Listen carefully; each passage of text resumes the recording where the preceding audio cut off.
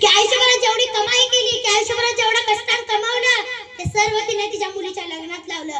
आता त्या माऊलीजवळ काहीच नाही, फक्त तिचा 70 वर्षाचा म्हातारा नवरा आहे. 70 वर्षाचा म्हातारा नवरा आहे. रोज कुठेतरी कामाला जायचं, ते पैसे आणायचे, त्या मिळालेल्या मजुरीत संध्याकाळचे 2 घास खायचे आणि सुखात राहायचे. घर पण सुखात चाललं होतं. एके दिवशी नवऱ्याची तब्येत बिघडली. काय करावं तिला सुचना.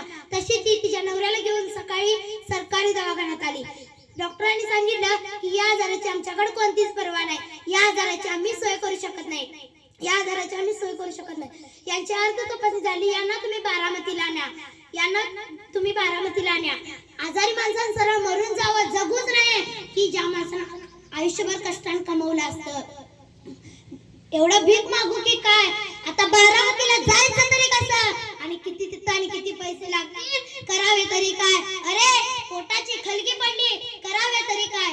अरे सांगा की रे, माझी 4 चौघाकडून पैसे मागितले, करावे तरी काय म्हणे.